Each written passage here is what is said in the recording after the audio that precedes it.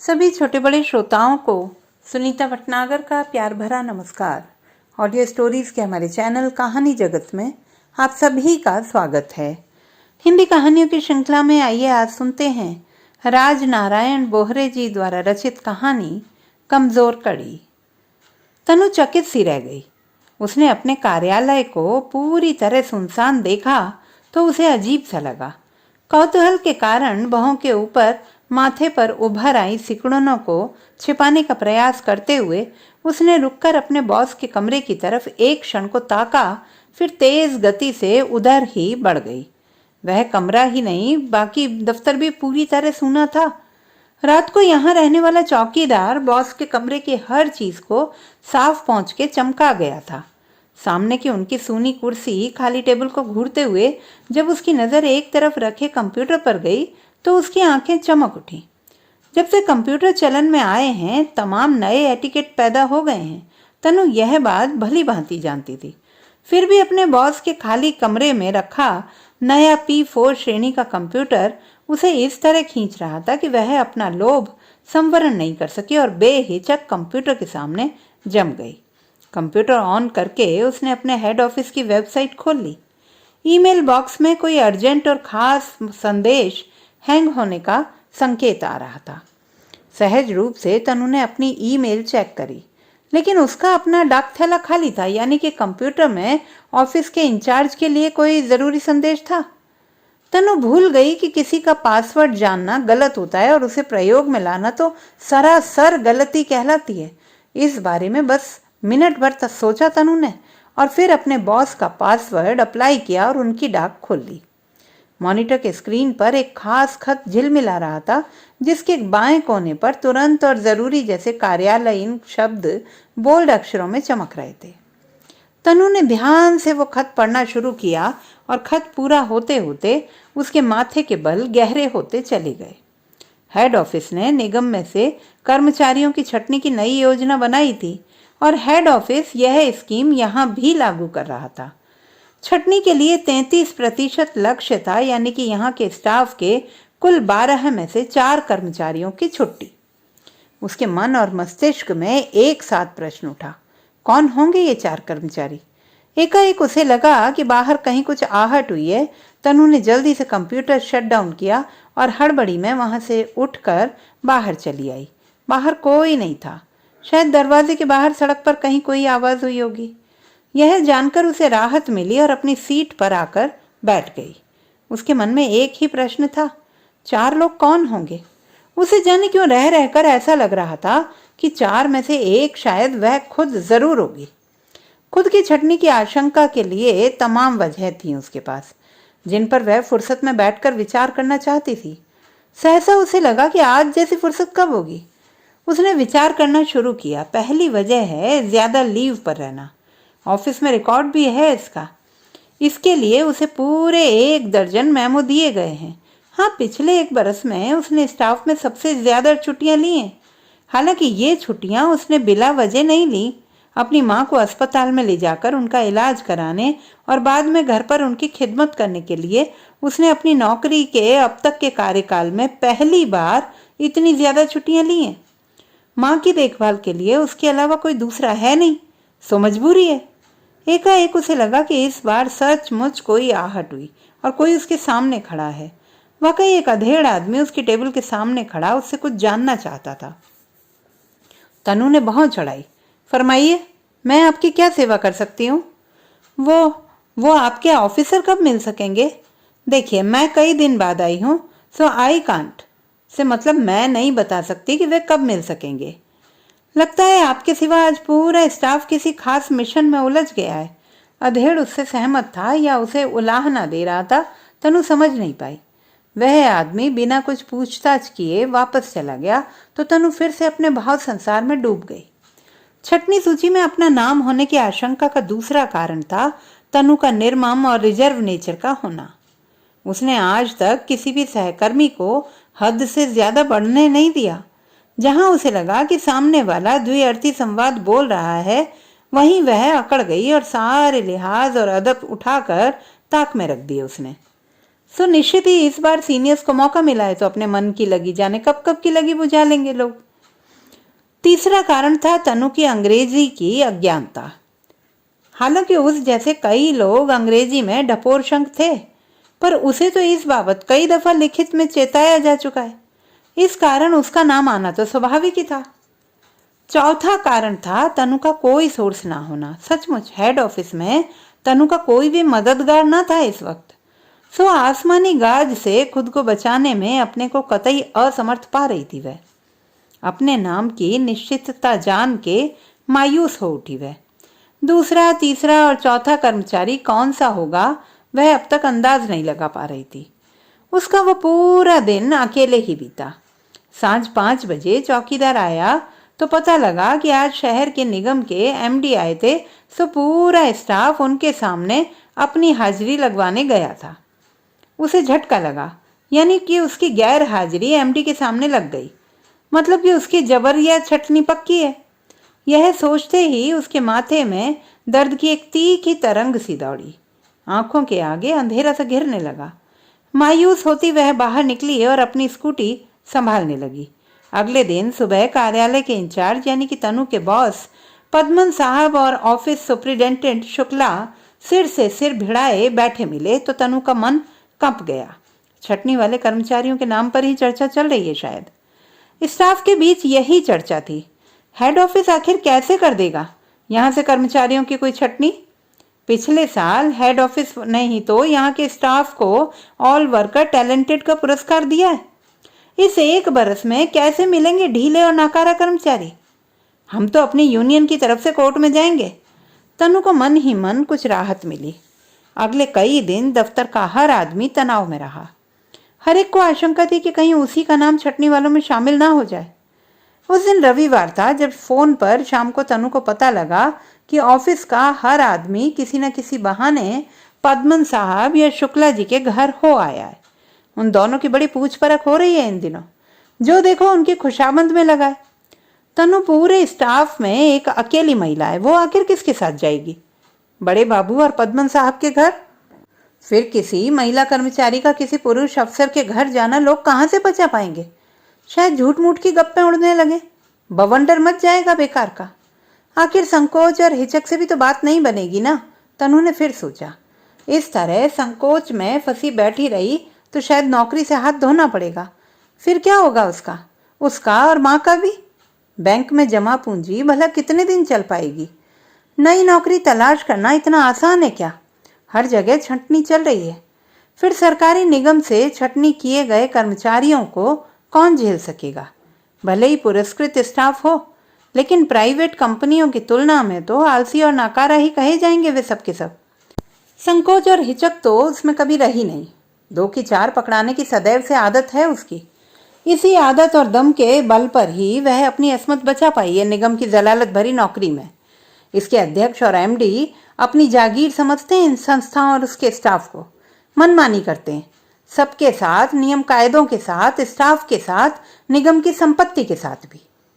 इसी वजह से तो तमाम महिला कर्मचारी जरा में ही खेत रह जाती हैं या फिर नौकरी छोड़ना पड़ती है बेचारियों को। कई हादसे याद हो आते हैं तनु को। तब वह नई नई आई थी नौकरी में। पापा सेक्रेटरिएट में उच्च श्रेणी के लिपिक थे। राजधानी के मेन ब्रांच में काम करती थी वह। ब्रांच के इंचार्ज थे चटर्जी साहब। 45 वर्षीय स्थूलकाय लेकिन स्मार्ट और मृदुभाषी चटर्जी साहब उसका खास ख्याल रखते थे। तनु को चाय दो भाई, तनु का इंक्रीमेंट लगाओ भाई, तनु को टेबल कुर्सी का नया सेट दे दो यार, तनु की टेबल पर इंटरकॉम लगाओ सबसे पहले। खुद को इतनी तरजीह दी जाती देखकर मन ही मन गदगद होती थी वह। लेकिन इन्हीं दिनों एक घटना ऐसी घटी कि वह सनाका खा गई। उस दिन विधानसभा प्रश्न का उत्तर तैयार करने के लिए सारा स्टाफ उपस्थित था। तनु भी थी और चटर्जी साहब भी। रात 11 बजे काम निपटा तो चटर्जी साहब ने तनु को अपनी कार में लिफ्ट देने की पेशकश की। उस वक्त दूसरा कोई साधन मिल भी नहीं सकता था, सो तनु खुशी खुशी उनकी कार में बैठ गई। कार तनिक आगे चली तो चटर्जी साहब शुरू हो गए। तनु, यू आर वेरी स्मार्ट। कहाँ छोटी सी नौकरी में पड़ी हो, तुम्हें अपनी कीमत ही पता नहीं है।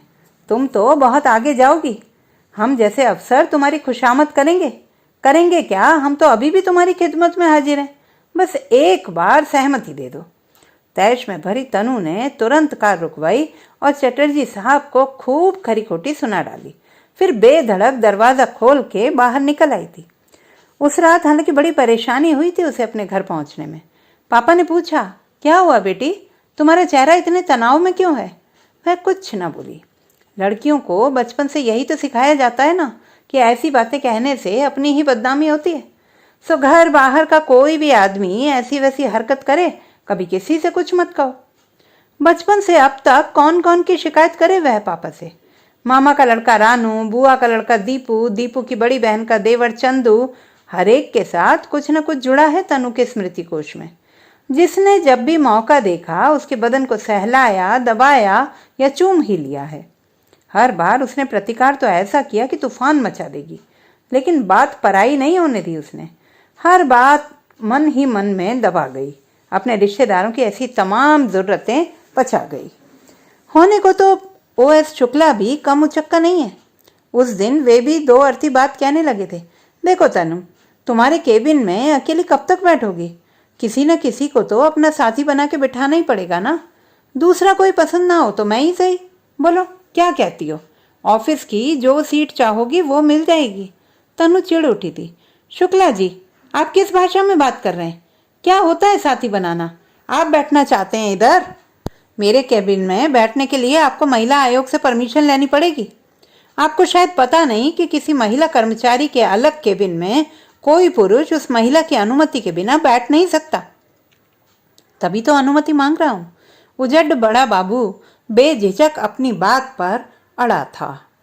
वो बात भी तनु ने अपने घर नहीं बताई थी। आखिर वह क्या क्या बताती? यूं तो अब तक हर बाबू किसी न किसी बहाने उससे निकटता की याचना कर चुका है, जिसे जब मौका मिलता उसे छूने, बेवजह धकियाने या पारदर्शी दुपट्टे के पार दिख रहे कुर्ते के गले से भीतर झांकने से नहीं चूकता है कोई। लेकिन तब से वह इन छोटी मोटी चीज़ों पर ध्यान नहीं देती जब से इस देश के एक IAS अफसर के खिलाफ उसकी सहकर्मी महिला अफसर ने इन्हीं सब हरकतों के कारण अदालत में मुकदमा दायर किया है। और यह बात सरेआम चाय की गुमटियों से लेकर हजामत तक की दुकानों में चर्चा का विषय बन चुकी है। तनु ने अंदाजा लगाया कि छटनी में आने वाला उसके अलावा दूसरा कर्मचारी निगम होगा। वो इसलिए कि निगम दाएं हाथ से विकलांग है और उसकी कार्य क्षमता एक सामान्य आदमी से कम है। इस कारण उस बेचारे पर भी छटनी की गाज गिर सकती है। निगम का भी हेड ऑफिस में कोई मददगार नहीं है, तो उसी के रिटायर होने की संभावना ज्यादा है। लेकिन तीसरा और चौथा कौन होगा, उसका मस्तिष्क यह पहेली हल नहीं कर पा रहा है। अगले दिन से ऑफिस में एक नई हवा उड़ने लगी है कि छोटे बाबुओं की छटनी का आधार बड़े बाबुओं की गोपनीय रपट बनाई जाएगी। यानी कि हर छोटा बाबू अब अपने बड़े बाबू का मोहताज है। तनु खुद बड़े बाबू के पद पर है, उसे भी अपने अधीनस्थ 3 बाबुओं की रिपोर्ट बनानी पड़ेगी। लेकिन रिटायर तो शायद बड़े बाबुओं में से कोई एक होगा। उनकी रिपोर्ट शायद OS शुक्ला बनाएगा और जहां तक वर्ष चलेगा वह तो जरूर ही तनु को रिटायर करवा के दम लेगा। सोमवार को डिविजनल हेडक्वार्टर से एक अफसर आए थे। उनके साथ सभी बड़े बाबुओं की मीटिंग हुई। पद्मन साहब ने उन सब को एक एक फॉर्म थमाया। इसमें आपको अपने अधीन काम कर रहे उस कर्मचारी का नाम लिखना है जिसे आप रिटायर कराना चाहते हैं। नाम के आगे वाले कॉलम में वे कारण हैं जिनके कारण आप उन्हें हटाना चाहते हैं, जैसे लेट लतीफ़ी, काम में ढीला होना, काम ना आना, ऑफिस में काम में आने वाली भाषा की जानकारी ना होना, वगैरह वगैरह। इसके अलावा भी आप कोई कारण चुन सकते हैं। ये OS शुक्ला के वचन थे। इसके अलावा क्या कारण हो सकते हैं? तनु हैरान थी। अरे कोई भी कारण, जैसे किसी का गलत ढंग से कपड़े पहनना या ज़रूरत से ज़्यादा लंबी मूछें रखना, बिना मोजे के गंदे जूते पहनना या बात करने में तुतलाना, गलत सलत अंग्रेजी बोलना, वगैरह वगैरह। कुछ भी। सर, ये बचकाना बातें इस मीटिंग में ना की जाएं तो बेहतर होगा। आप ही बताइए, क्या ये भी कोई कारण हो सकता है कि कोई कैसे कपड़े पहनता है, कैसे जूते रखता है, कैसे बोलता है, इसको आधार बनाकर हम उसे रिटायर कर दें?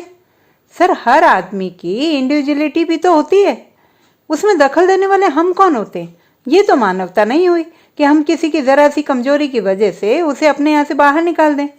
बोलते बोलते तनु भूल गई कि वह ऑफिस में है। मिस तनु, क्या होती है मानवता? हमें अपना ऑफिस चलाना है, दफ्तर का काम करना है, मानव कल्याण की कोई संस्था नहीं चलानी। आपको पता होना चाहिए कि दुनिया में उसे ही जीने का हक होता है जो ताकतवर होता है। आज विश्व बाजार का जमाना है, ग्लोबलाइजेशन का युग है। इन दिनों हर चीज आधुनिक हो रही है। आप किस जमाने की बातें कर रही हैं? वो जमाने गए जब मानवता वगैरह की दुहाई दी जाती थी। आज तो वही आदमी आगे बढ़ेगा जो समर्थ होगा, योग्य होगा। यह पद्मन साहब थे जो अभी अभी 1 महीने का कोर्स करके विदेश से लौटे थे। इसका मतलब यह है सर कि अगर कोई आदमी हमको व्यक्तिगत रूप से अच्छा नहीं लगता है तो हम उसकी नौकरी छीन सकते हैं। तनु के विस्मय का पारावार न था। हाँ, डिवीजन से आए अफसर ने बेझिझक उत्तर दिया था। बैठक के अंत में तनु ने प्रश्न किया, सर मुझे यानी कि बड़े बाबू को किस आधार पर छटनी में शामिल किया जाएगा? इसके लिए मैं और OS शुक्ला नीति तय करेंगे। पद्मन साहब का जवाब हमेशा की तरह छोटा था। कॉर्पोरेट जगत में बॉस लोगों के बोलने का यही कायदा था। तनु सहसा चौंकी। छटनी की ये नीति भी तो इसी कॉर्पोरेट संस्कृति का ही हिस्सा है। इस छटनी का तरीका भी यानी कि अपने ही बीच के किसी आदमी को हर हालत में घर बिठा देना, इसके लिए चाहे कोई मनचाही नीति ही क्यों न बनानी पड़े, इसी आयातित कॉर्पोरेट कल्चर की देन है। तो साथियों, आपको खोजना है वो दरार जिससे आपकी नीतियां लीक हो रही हैं। अपनी इमारत का वो कमजोर पाया जिससे बिल्डिंग धराशायी होने जा रही है। वो सड़ा गला पुर्जा जिसके कारण पूरा यंत्र कमजोर हो रहा है।